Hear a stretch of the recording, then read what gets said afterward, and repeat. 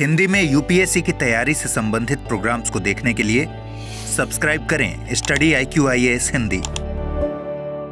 Hello दोस्तों, मैं मनोज कुमार आपका study IQ IAS Hindi channel पर स्वागत करता हूं। दोस्तों, सबसे पहले जो हम लोग आज चर्चा करने वाले हैं वीकली करंट जो हमारे इकोनॉमी का कंपाइलेशन है उसका आज दूसरा सेशन हम लोग आज स्टार्ट करेंगे। और इसमें जो जितनी भी इम्पोर्टेंट गतिविधियां हैं 11 से लेकर के 17 जून के बीच की, उन सभी गतिविधियों को हम इसमें शामिल करने की कोशिश कर रहे हैं। दोस्तों, एक चीज ध्यान रखिएगा, इसके बहुत सारे मुद्दे हम ऑलरेडी टॉपिक टुडे में कवर कर चुके हैं और कवर कर रहे हैं, तो मैं उसको रिपीट नहीं करना चाहूंगा। इसलिए मैंने इसमें केवल उन्हीं मुद्दों को लेने की कोशिश की है जो हमारे टॉपिक टुडे या अन्य इंपॉर्टेंट सेगमेंट से बचे हुए हैं, उनको हम कवर करने की कोशिश कर रहे हैं। ओके दोस्तों, तो चलिए आज का इस सेशन को हम लोग स्टार्ट करते हैं। सभी लोग जान लीजिए, माई सेल्फ मनोज कुमार, और ये मेरा कोड है MK लाइव, जिसके माध्यम से आप स्टडी IQ पर कोई भी अगर कोर्स परचेज करते हैं तो इसके माध्यम से आपको एक अच्छा खासा डिस्काउंट आपको मिल जाएगा दोस्तों, ठीक है ना। और मुझसे जुड़े रहने के लिए मेरा टेलीग्राम चैनल मनोज कुमार 2.0 और ईमेल ID manoj.kumar1@studiiq.com पर आप मुझसे संपर्क कर सकते हैं। बस मेरा उद्देश्य यही है कि आप सफल हों और आपकी सफलता में हमारा भी एक छोटा सा योगदान हो। ओके, तो चलिए इस टॉपिक को हम आगे बढ़ाते हैं, देखते हैं। सबसे पहले तो मैं चर्चा करूंगा एक इंपॉर्टेंट अनाउंसमेंट की, जो बहुत जरूरी है।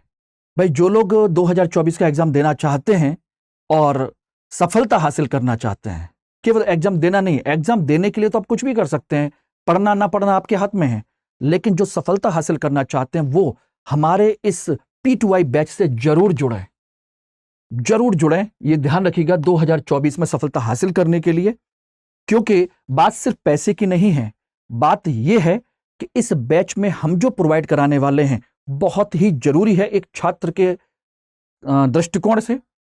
क्योंकि देखिए, अगर सही रणनीति और सही मार्गदर्शन नहीं हो तो अच्छे खासी योग्यता होने के बावजूद भी इंसान असफल हो जाता है। बहुत सारे लोग हैं असफल, ऐसे बहुत योग्य हैं लेकिन असफल हैं, क्योंकि सही रणनीति नहीं थी, सही गाइडेंस नहीं थी, सही दिशा नहीं थी। इसीलिए यह बैच आपके लिए बहुत इंपॉर्टेंट हो जाता है। कैसे? अभी से लेकर के प्रारंभिक परीक्षा यानी कि जनवरी तक हम प्री और मेंस दोनों पर फोकस करके चलेंगे, यानी कि एक सिलेबस का बहुत बड़ा हिस्सा यहां कवर करेंगे। दूसरा फोकस करेंगे जनवरी से लेकर के आपके मई तक प्री डिटरमिन्ड प्रोग्राम होगा, यानी कि प्रारंभिक परीक्षा के दृष्टिकोण से पूरा फोकस होगा उसमें, ठीक। और उसमें टेस्ट सीरीज से लेकर प्रैक्टिस सब कुछ कराया जाएगा, with class, with current affairs, everything आपको कराया जाएगा विद CSET। और उसके बाद प्रारंभिक परीक्षा के रिजल्ट के बाद 4 महीने का हमारा एक प्रोग्राम है जिसका नाम है मेंस रेजिडेंशियल प्रोग्राम, MRP। यानी कि इसमें आप सभी लोगों को बिना किसी खर्च के स्टडी IQ अपने प्रीमाइस पर यहां बुलाएगा, आपको 3 से 4 महीने यहां बिठा करके पढ़ाएंगे, मेंटरशिप प्रोवाइड कराएंगे, गाइडेंस देंगे, आंसर राइटिंग करवाएंगे और आपको सफलता तक पहुंचाने की पूरी कोशिश करेंगे। इसके लिए आपको टेंशन लेने की जरूरत नहीं होगी, इसके लिए कोई अतिरिक्त खर्च नहीं होगा, रहना खाना सारी व्यवस्था हमारे इंस्टीट्यूट की तरफ से होंगी। ओके दोस्तों, तो ये एक मेंस रेजिडेंशियल प्रोग्राम है। और उसके बाद प्रारंभिक और मुख्य परीक्षा के बाद जब हमारा जो मेन उद्देश्य है वो है इंटरव्यू। इंटरव्यू में जितने भी रिटायर्ड ऑफिसर्स हैं जो हमारे साथ अटैच्ड हैं और हमारी पूरी टीम है, मेंटर्स हैं, सब आपको टाइम टू टाइम आपके एक एक चीज पर वर्क करेंगे, जिससे कि किसी भी स्तर पर आप असफलता को प्राप्त ना कर पाए बल्कि हम सफलता दिला सकें। ओके दोस्तों, तो ये है प्रोग्राम। और इसके लिए खर्च जो फीस डिसाइड किया गया है वो 70,000 किया गया है, लेकिन यदि आप MK लाइव कोड का इस्तेमाल करते हैं तो आप 29,999 रुपए में इस कोर्स को आज ही परचेज कर सकते हैं, क्योंकि यह बैच 19 जून से शुरू हो रहा है शाम 6 बजे से। ओके दोस्तों, तो ध्यान रखिएगा, शाम 6 बजे 19 जून, ठीक। चलिए, आज हम बात कर रहे हैं अपने वीकली करंट इकोनॉमी के कंपाइलेशन को लेकर के। आज पहला टॉपिक है गैबोन की पहली सेज परियोजना, कृषि सेज परियोजना, SEZ। ये तो आप जानते हैं, स्पेशल इकोनॉमिक जोन, यानी कि विशेष आर्थिक क्षेत्र होता है। ऐसा क्षेत्र जहां पर हम विशेष प्रकार की गतिविधियों को बढ़ावा देते हैं अपने ही देश में, ध्यान रखना, एक अलग क्षेत्र बना दिया जाता है। ये देखेंगे इस तरह का, पूरा देश हमारा इतना है, लेकिन इसमें अगर हमने सेज इतना डिसाइड कर दिया तो इसको हम एक विदेशी क्षेत्र की तरह ट्रीट करेंगे। यहां पर काम करने वाले, फैक्ट्री लगाने वाले, मैन्युफैक्चरिंग करने वाले सभी लोगों को टैक्स में छूट मिलती है, बहुत सारी अन्य सुविधाएं मिलती हैं। यहां पर सारी सुविधाएं सरकार उपलब्ध कराती है इंडस्ट्रीज के लिए। ओके, ध्यान रखना। तो ये होता है सेज, और हमारे यहाँ देश में बहुत सारे 400 के ऊपर सेज बन चुके हैं। उसी क्रम में भारत गैबोन, जो कि अफ्रीका का एक देश है, उसके साथ मिलकर के एक कृषि सेज का विकास कर रहा है गैबोन में, ध्यान रखना, ठीक ना। और इसका उदाहरण अभी क्या कहते हैं, केंद्रीय जो उद्यमिता मंत्री हैं धर्मेंद्र प्रधान जी, उन्होंने दिल्ली से गैबोन की पहली परियोजना को हरी झंडी दिखाई, इसका उद्घाटन किया है यहीं से रह करके। ओके दोस्तों, ध्यान रखना। अब बात आती है कि ये होगा क्या, इसमें भारत क्या करेगा। ध्यान रखिएगा दोस्तों, इसमें भारत जो करेगा, ये जो है भारत की तरफ से इनको जो उपलब्ध कराया जाएगा, ज्ञान और तकनीक साझा की जाएगी। यानी कि जो सेज क्षेत्र है विकसित तो होगा आपका गैबोन में, लेकिन भारत इसमें नॉलेज और टेक्नोलॉजी क्या करेगा, शेयर करेगा, उनको हेल्प करेगा, ठीक है ना। क्यों करेगा, क्योंकि हम चाहते हैं कि अफ्रीका के साथ हमारे संबंध बेहतर बने, क्योंकि अफ्रीका एक बहुत बड़ा महाद्वीप है, उसमें बहुत सारे देश हैं, और भारत उनसे लगातार संपर्क करने की कोशिश कर रहा है, निवेश कर रहा है, और हम एक अच्छे संबंध बनाना चाहते हैं। उसके पीछे कई सारे कारण हैं, मैं चर्चा करूंगा उसके बारे में। पहले यह ध्यान रखिएगा भागीदार के रूप में। दूसरा, इसमें जो होगा वो क्या होगा, उड़ीसा के जो गजपति जिला है, गजपति जिला के जो आकांक्षी डिजायर जो डिस्ट्रिक्ट हैं, उसके 30 किसान और 20 छात्र जो बीटेक एमटेक के होंगे, ये लोग वहां जाएंगे और वहां के लोगों की हेल्प करेंगे, उनको नॉलेज देंगे, उनको टेक्निकल सपोर्ट करेंगे। ये लोग वहां जाकर के उनकी हेल्प करेंगे, ठीक है ना, कृषि सेज को विकसित करने में कि कैसे काम करेगा, कैसे नहीं करेगा। ओके एवरीबॉडी, ध्यान रखेगा यहां पर जाकर के, ठीक। और इसका उद्देश्य क्या होगा, इसका उद्देश्य है कि जब कृषि सेज का विकास होगा तो खाद्य सुरक्षा तो विकसित होगी ही होगी। उद्देश्य जो है, ध्यान रखिएगा, खाद्य सुरक्षा और आत्मनिर्भरता का विकास करना है। खाद्य सुरक्षा का और आत्मनिर्भरता को हमको हासिल करना है। यह तो एक मोटी मोटी चीज है। बात आती है कि भारत इसमें क्यों कर रहा है। वहां पर खाद्य सुरक्षा होगी, सब कुछ होगा। देखिए, भारत चाहता है कि जो दक्षिण के जो देश हैं, यानी कि जो हमारी इक्वेटर लाइन है उसके नीचे के जो देश हैं, विषुवत रेखा के नीचे के अधिकांश देश वो पिछड़े, गरीब और अल्पवृक्ष देश हैं। और भारत ऐसे देशों का एक लीडर बनना चाहता है, ऐसे देशों को अपने साथ लाना चाहता है, उनका विकास करना चाहता है। इसीलिए इसे हम कहते हैं दक्षिण दक्षिण संवाद। क्या कहते हैं, दक्षिण दक्षिण सहयोग भी कहते हैं, यानी कि दक्षिण के देशों का सहयोग। और ये जनरली पिछड़े हैं, और इसकी तुलना में उत्तर के जो देश हैं जनरली, ध्यान रखना, उनको विकसित माना जाता है। और वो इन देशों को बहुत ज्यादा सपोर्ट नहीं करते थे, पहले भी नहीं करते थे, और हमेशा शोषण किया है, हम सबको गुलाम बनाया है। तो इस कंडीशन में भारत दक्षिण दक्षिण सहयोग को बढ़ावा देना चाहता है, इनको अपने साथ रखना चाहता है, और वैश्विक स्तर पर इसके माध्यम से क्या होगा, भारत की एक छवि अच्छी बनेगी। ये आईआर का टॉपिक है, लेकिन एग्रीकल्चर का भी है, ठीक है ना, ध्यान रखिएगा। तो एक तो ये कंसेप्ट है।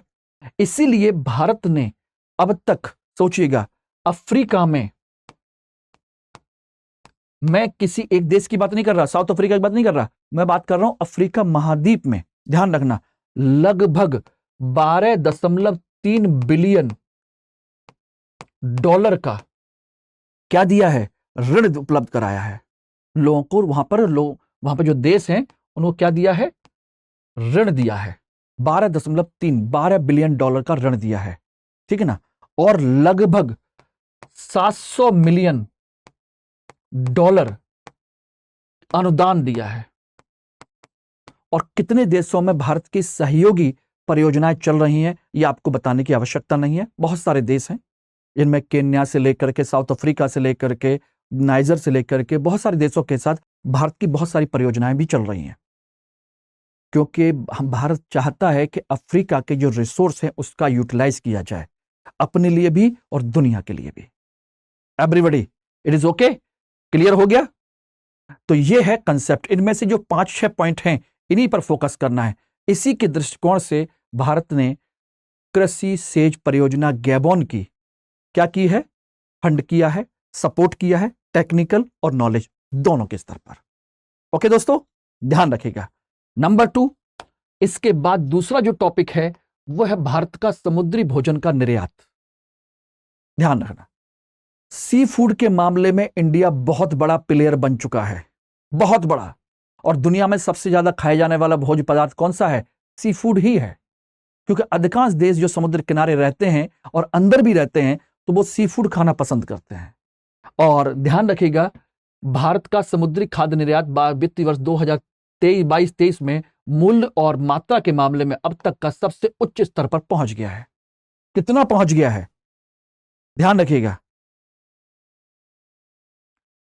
66,939 करोड़ रुपए का सी फूड, 66,000 करोड़ रुपए का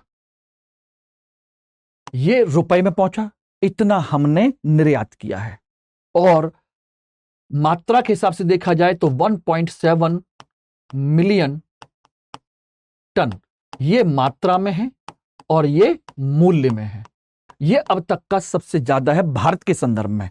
और पिछले साल से तुलना किया जाए तो पिछले वर्ष की तुलना में ध्यान रखिएगा लगभग ये 4.3% ज्यादा है। क्या है? 4.3% ज्यादा है, ध्यान रखना, पिछले साल की तुलना में। ठीक, अब बात आती है कि यह सबसे ज्यादा निर्यात किसको कर रहा है। ध्यान रखिएगा, भारत के समुद्री फूड के निर्यात का जो कंसेप्ट है, ये ध्यान रखना, ये जो इमेज है ये पिछले साल की है, इसलिए इसको टेंशन मत लीजिएगा। ये लास्ट ईयर की इमेज है, ये 30% की, और इस साल की 4.3% ग्रोथ की है। ध्यान रखना, हमारा सबसे बड़ा जो सपोर्टिव कंट्री है जहां पर हम सबसे ज्यादा समुद्री भोजन का निर्यात करते हैं, number 1 US, number 2 China, number 3 European union और नंबर 4 साउथ ईस्ट एशिया, यानी कि हम कह सकते हैं आसियान देश। ये रहे, यहां पर हमारा समुद्री फूड सबसे ज्यादा निर्यात किया जाता है, सबसे ज्यादा। और बात आती है कि समुद्री फूड में सबसे ज्यादा कौन सा है, तो ध्यान रखना, एक है फ्रोजन, यानी कि जमा हुआ फ्रोजन झींगा। सोचिए, झींगा जो होता है, देख रहे हैं ना आप लोग, ये रहे अलग अलग वैरायटी के झींगे जो हैं, समुद्री जो झींगे हैं जिनको फ्रोजन करके जमा करके रखा जाता है, उसका सबसे ज्यादा क्वांटिटी है, सबसे ज्यादा। ध्यान रखिए, जितना हम निर्यात करते हैं उसका 40.98% अकेले झींगा का है, फ्रोजन झींगा। दुनिया में सबसे ज्यादा डिमांड इसकी है, समझ लेना। और उसके बाद नंबर 2 पर है फ्रोजन फिश, मछली। फ्रोजन मछली की नंबर 2 पर डिमांड है, और इसकी मात्रा कितनी है? 21.4%। सोचिए, ये 2 आइटम सबसे ज्यादा हैं जिनको हम निर्यात कर रहे हैं। एवरीबॉडी क्लियर हो गया?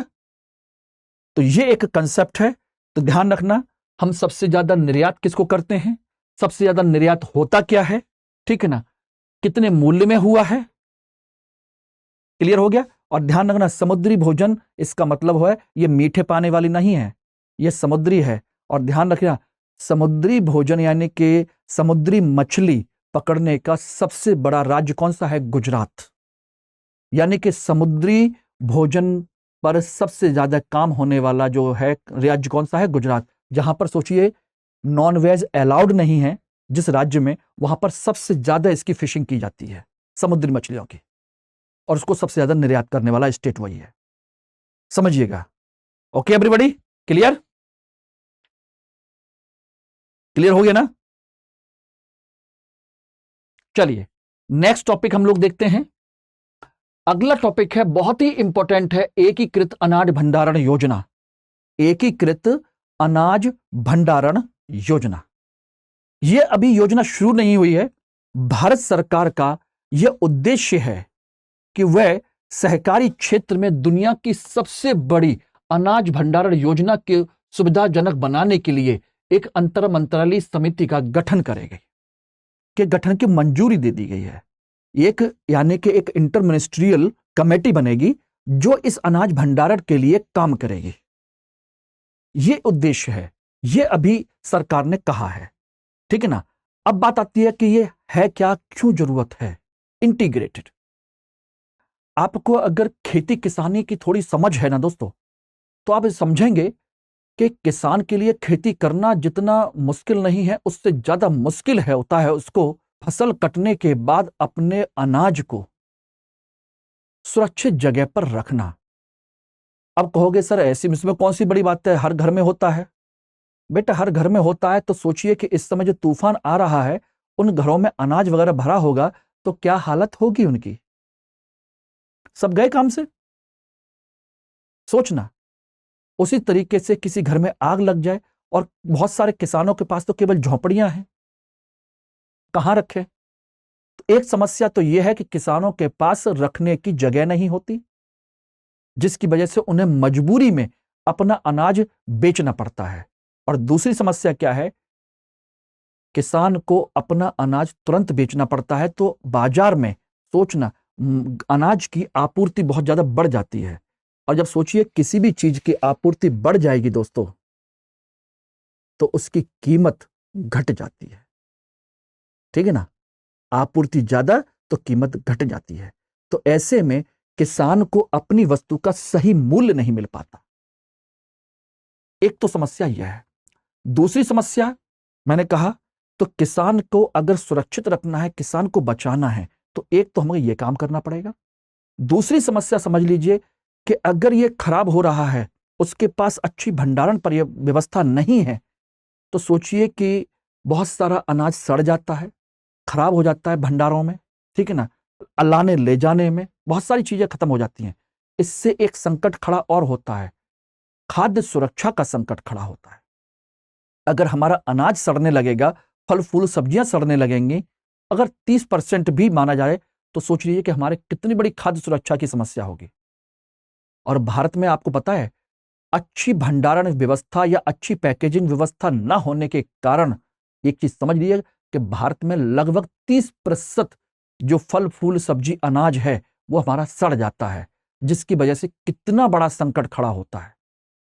कहते हैं कि भारत में बहुत बड़े स्तर पर लोग एक वक्त का भोजन भी नहीं कर पाते हैं, है कि नहीं। तो इसके लिए हमें क्या करना है, सरकार ने क्या किया है, एक कमेटी के गठन की मंजूरी दी है, और वो इस अनाज भंडारण योजना को करेगी। अब बात आती है कि इस अनाज भंडारण योजना को संचालित कैसे किया जाएगा। ध्यान रखना, इसके लिए प्राथमिक कृषि साख समितियों के साथ मिलकर काम किया जाएगा। प्राथमिक कृषि साख समितियां यानी कि सहकारी कमेटी की होती हैं, जिनको हम क्या कहते हैं, PACS,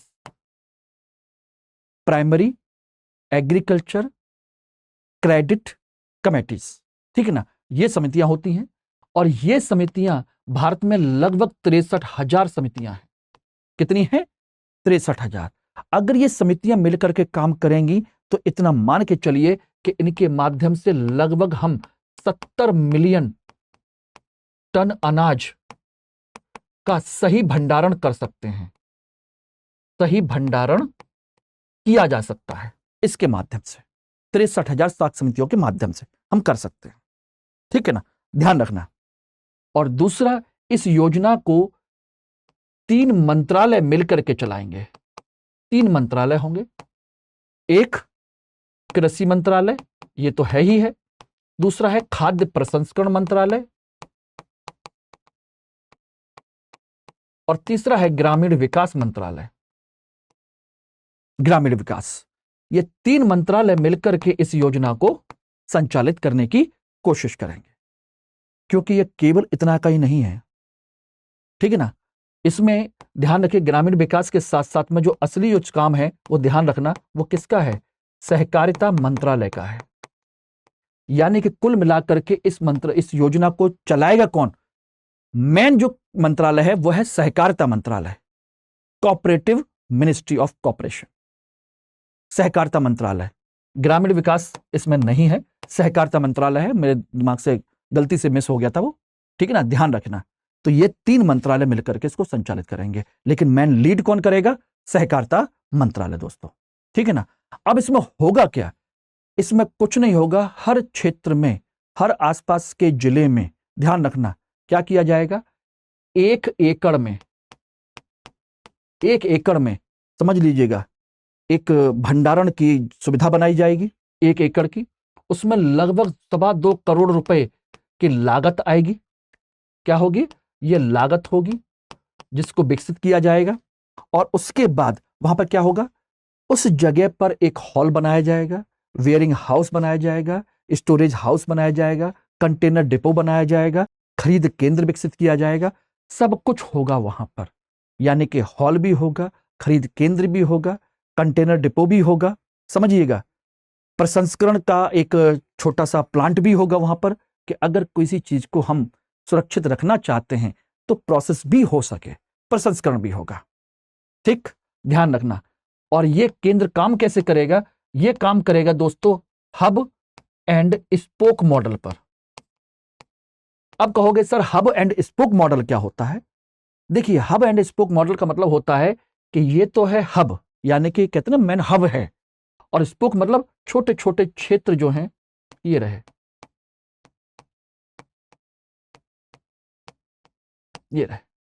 ये है स्पोक, यानी छोटे छोटे। ये क्या करेंगे? अब ये छोटे छोटे क्या बनाएंगे? अनाज भंडारण। इनको मुख्य भंडारण योजना जो एफसीआई गोडाउन होगा या अन्य जो सुविधाएं होंगी वहां से कनेक्ट कर दिया जाएगा। मेन भंडारण की जो सुविधा होगी वहां से कनेक्ट कर दिया जाएगा, और यहां पर इनकी खरीद केंद्र से लेकर के सब कुछ बनाए जाएंगे। इस तरीके से ये काम होगा। इसको कहते हैं हब एंड स्पोक मॉडल। इस तरीके से काम किया जाएगा। ये रहे आपके छोटे छोटे अनाज भंडारण केंद्र। अगर इतना सब कुछ हो गया, सोचिए जैसे ये बने हुए हैं, ऊपर शेड लगा हुआ है, टीन शेड लगा हुआ है, अनाज का भंडारण लगा हुआ है, इसी तरह के बनेंगे। इससे बहुत कुछ सुविधा मिलेगी, हमारे पास खाद्य सुरक्षा का संकट का समाधान मिल जाएगा दोस्तों। Everybody it's okay, clear? चलिए नेक्स्ट, अगला टॉपिक आ जाइए, जेंडर सोशल नॉर्म इंडेक्स। अब कहोगे सर ये तो सोशल इश्यू का मुद्दा है। अरे भाई, हमारे इकोनॉमी में टॉपिक क्या है? सामाजिक आर्थिक विकास, वो हमारा टॉपिक है, ठीक है ना। तो उसी के अंतर्गत एक टॉपिक है जेंडर सोशल नॉर्म इंडेक्स। बड़ा खतरनाक, आपने सुन रहा होगा।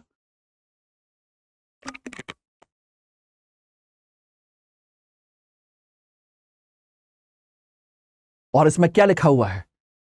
हाल ही में जारी यूएनडीपी की एक रिपोर्ट कहती है कि पिछले 1 दशक में महिलाओं के खिलाफ पूर्वाग्रह कम नहीं हुए हैं, और 90% लोग अभी भी लैंगिक पूर्वाग्रह से ग्रसित हैं। यानी कि वो मानते हैं कि हम पुरुष हैं और महिलाओं को यह काम करना चाहिए, इस तरीके से करना चाहिए, और यह काम इन्हीं का है। 90% लोगों के अंदर अभी भी जेंडर वाइसनेस है, वो बराबरी का हक नहीं दे पा रहे हैं। सोचिए 25% लोगों का क्या मानना है? दुनिया के सबसे ज्यादा विकसित देशों से लेकर के हर जगह तक सोचिए 25% लोगों का मानना है कि पुरुष द्वारा अपनी पत्नी को पीटना जायज है। बेटा गलती मत करना।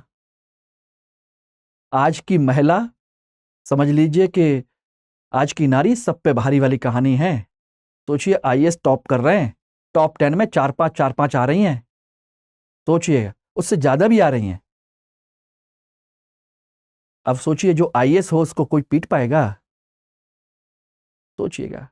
और आज कोई भी किसी को नहीं पीट सकता, इसलिए 25% है। उनका मानना है, करते हैं कि नहीं करते अलग बात है, लेकिन आज सोचिए कि महिला इतनी सशक्त हो चुकी है कि वो खुद इस पर, अगर तुमने पीटा एक, मारा एक, तो सोचिए वो दो और लगाएगी तुम्हारे अंदर।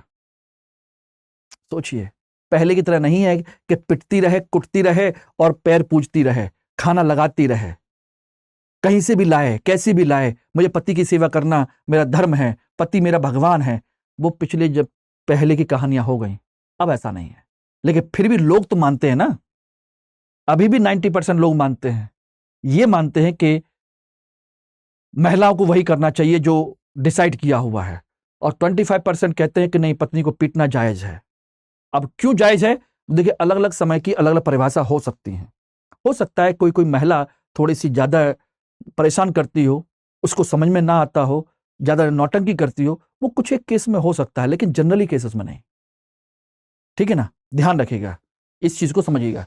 तो इसका कहने का मतलब यह है कि इसको किसने जारी किया है, इस रिपोर्ट को? यूएनडीपी ने, यूनाइटेड नेशन डेवलपमेंट प्रोग्राम, इसने इसको जारी किया है। और ध्यान रखना, यही यूएनडीपी ह्यूमन डेवलपमेंट इंडेक्स की रिपोर्ट भी जारी करती है, यानी मानव विकास सूचकांक की रिपोर्ट भी जारी करती है। अब उसने, सोचिए, यूएनडीपी ने इस रिपोर्ट को निकाला है, तो इसके क्या आधार दिए हैं? इसने जो रिपोर्ट निकाली है वो 4 आधारों पर निकाली गई है कि महिलाओं के प्रति जो पूर्वाग्रह हैं वो 4 आधारों पर हैं। एक, शिक्षा, उसकी आर्थिक स्थिति, ठीक है ना, उसकी भौतिक जरूरतें, भौतिक उसकी व्यवस्था, और दूसरा, चौथा है, पहला है उसकी राजनीतिक स्थिति। इन 4 आधारों पर उसके साथ ये भेदभाव जो है उसको निकालने की कोशिश की गई है।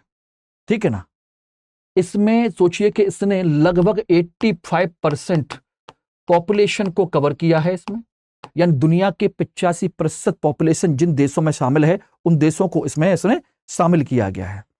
और बताया गया है कि राजनीतिक स्तर पर, समझ लीजिएगा, राजनीतिक स्तर पर महिलाओं का विकास 1995 के बाद 10% से ज्यादा हुआ है।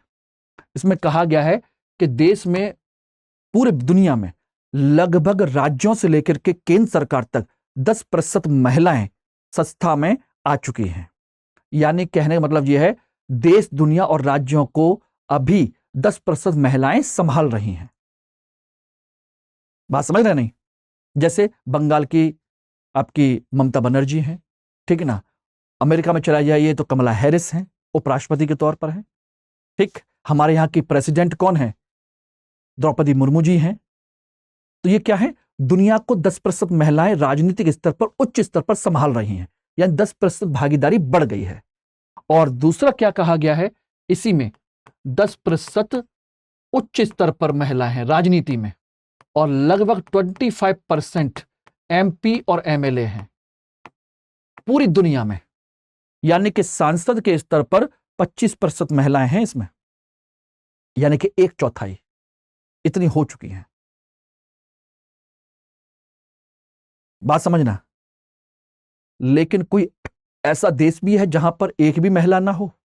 यस, ध्यान रखना, यूक्रेन, जहां पर युद्ध हो रहा है, वह महिलाओं की भागीदारी 0% है।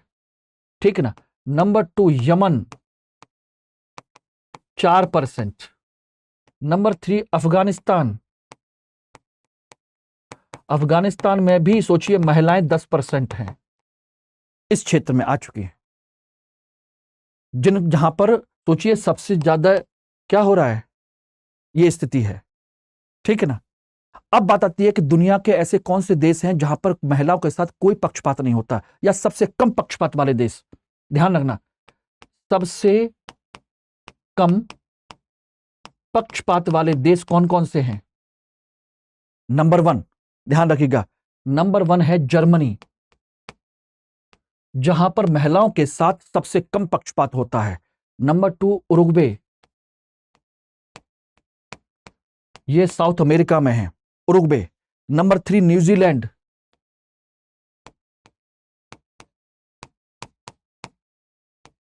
और नंबर 4 आपका सिंगापुर।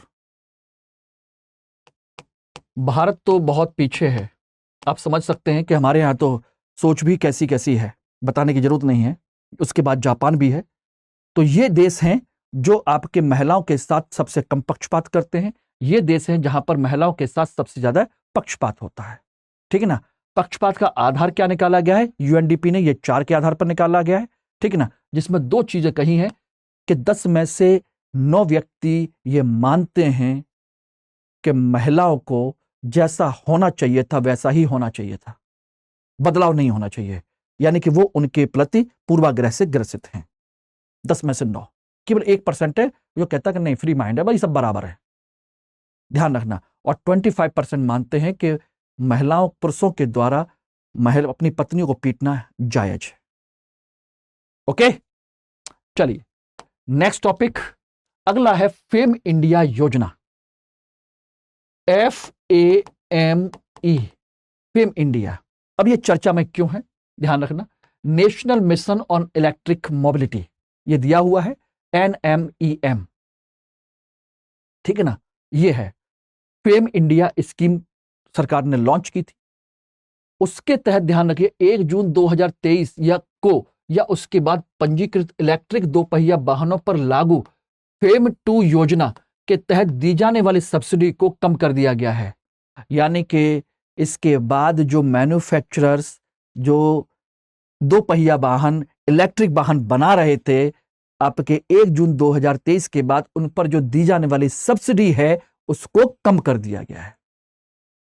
अब कहो सर ये तो बहुत गलत किया गया है। हो सकता है कि भाई इलेक्ट्रिक कंपनियों को सब्सिडी ना मिले तो वो उतना प्रमोशन ना कर पाए, उसको बढ़ावा ना दे पाए, वो अलग मुद्दा है, लेकिन इसको समझ लीजिए। ठीक है ना। बात आती है कि फेम योजना का फुल फॉर्म है क्या। फेम, फेम का मतलब है F for faster, F for faster, A for adoption, adoption. ठीक है ना। Faster adoption and manufacturing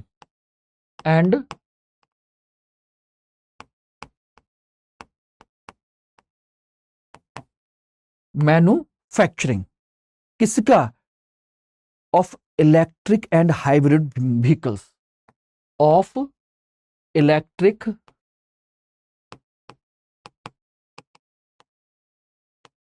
and hybrid vehicle. ये रहा इसको लेकर के। तो जो फेम योजना के तहत जो इलेक्ट्रिक व्हीकल या हाइब्रिड व्हीकल बनाए जा रहे थे उनको सरकार बढ़ावा देना चाहती थी और देना चाहती है अभी भी। ठीक है ना। इसी के लिए योजना शुरू की गई थी फेम योजना। ध्यान रखना दोस्तों, ये जो योजना है फेम इंडिया योजना शुरू की गई थी 2015 में। इसका फर्स्ट पार्ट लॉन्च किया गया था और 2018 में इसका सेकंड पार्ट लॉन्च किया गया था। ध्यान रखना 2015 और 2018। इसका उद्देश्य क्या है? इसका उद्देश्य है देश में इलेक्ट्रिक और हाइब्रिड व्हीकल्स को बढ़ावा देना। सॉरी 2018 नहीं, 2019 है ये, 2019 में। ठीक है ना। ये योजना शुरू की गई थी, ये थी आपकी 4 साल की, 15 से लेकर 19 तक, और उसके बाद 19 से लेकर के ये 3 वर्ष के लिए ये फिर शुरू की गई थी। ठीक है ना। इसमें क्या है कि इन योजनाओं में इलेक्ट्रिक व्हीकल बनाने वाली कंपनियों को सब्सिडी दी जा रही थी जिससे कि इनके व्हीकल सस्ते रहें, बैटरी की जो सुविधा है वो सस्ती रहें, जिससे कि इंसान अपने पेट्रोल डीजल के वाहनों को छोड़ करके इलेक्ट्रिक वाहनों की तरफ बढ़े, जिससे कि हमारा पर्यावरण भी सुरक्षित रहे। ठीक है ना। और ऊर्जा पर निर्भरता भी हमारी कम हो, खासकर पेट्रोल डीजल पर जो कि धीरे धीरे खत्म हो रहा है, या अरब देशों पर हमारी निर्भरता है वो कम हो। हम एक वैकल्पिक ऊर्जा और स्वच्छ ऊर्जा को अपनाना चाहते हैं, क्योंकि हमने 2015 के पेरिस समझौते के तहत हमने टारगेट बनाया हुआ है कि हम 30% स्वच्छ ऊर्जा का मिश्रण अपनाएंगे 2030 तक, जिससे कि हम पर्यावरण प्रदूषण को नियंत्रित कर सकें। यह हमारे अपना स्वैच्छिक क्या है, कमिटमेंट है। ध्यान रखना। Okay everybody. तो ये एक कंसेप्ट था जिसकी वजह से इसको अपनाया गया। बाद में इस योजना को, ये तो थी 3 वर्ष के लिए थी, लेकिन इसे बाद में 2022 से बढ़ाकर 2024 तक कर दिया गया है, तक बढ़ा दी गई है, लेकिन इसमें योजना तो 2024 तक बढ़ा दी गई, लेकिन उसमें मिलने वाली जो सब्सिडी है, सब्सिडी को कम कर दिया गया है। बस ये समझ लीजिए। तो योजना कब तक बढ़ गई? 2024 तक, लेकिन सब्सिडी थोड़ी सी कम हो गई।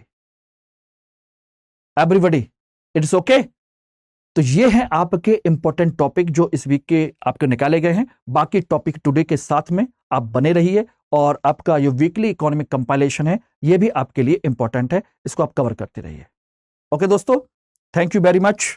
हिंदी में यूपीएससी की तैयारी से संबंधित प्रोग्राम्स को देखने के लिए सब्सक्राइब करें स्टडी IQ IAS हिंदी।